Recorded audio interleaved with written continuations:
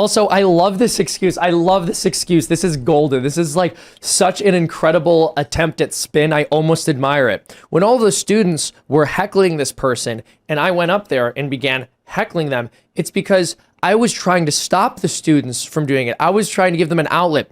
This is what I have begun to call outlet theory. Basically, what left-wing people will try to do to justify the normalization of bad behavior is they'll say, this bad thing is going to happen anyway, so we need to give it an outlet. And of course, what you end up doing is encouraging it to continue to happen, and you get more of it.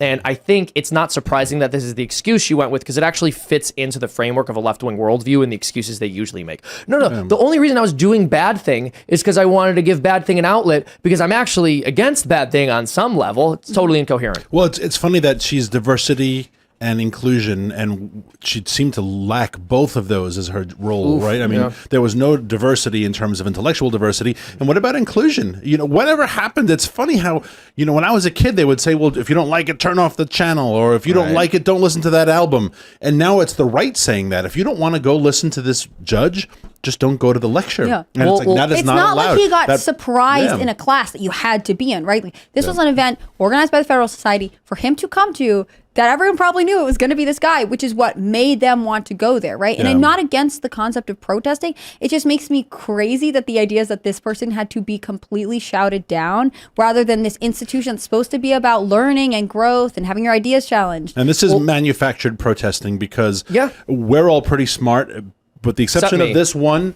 Name another judge, right? Like, name another, not Supreme Court, I can name them. Name a federal judge. I bet you none of us really could. So what college student is like, you're telling me Judge Duncan Kyle is, no, like, this isn't a name that is like, All hilarious. It's That's a really all good point. manufactured. Because he was appointed by Trump. It's that was all the whole manufactured. point. And I will say, especially when you're in college, like, who's actually reading flyers?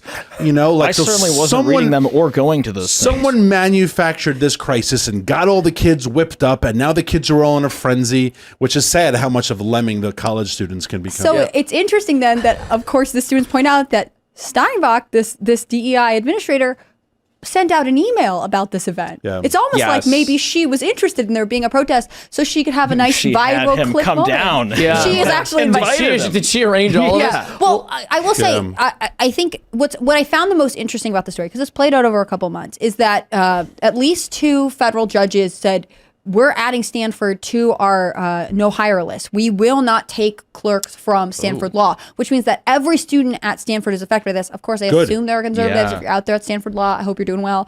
But it comes on the heels of a different, similar event at Yale Law School. So there are now a stack of law schools that there are judges, and I think this is great. They're saying, I will not hire from your school. I do not like your school and your student body's stance on free speech and diversity, and I do not like the way you're treating conservatives. That's unacceptable to me. You would not be a good fit for my office. And again, I think these small changes, this school district taking a stance, these judges saying, like, we won't tolerate it. Of course, some people suffer in the crosshairs. I'm sure the young conservatives at Yale and Stanford are like, well, dang, man. But on the other hand, good for the judges for doing something and not sitting around being like, well, we can't get involved. And, you know, this, that, and the other. Push back. If they're going to try to use their leverage against you to undermine civil society, you got to push back. Daniel, you mentioned something earlier, how the left always used to say, if you don't like it, you can change the channel, and how they're hypocritical for not sticking to that. But I think what you're missing is what they were saying is, if you don't like it,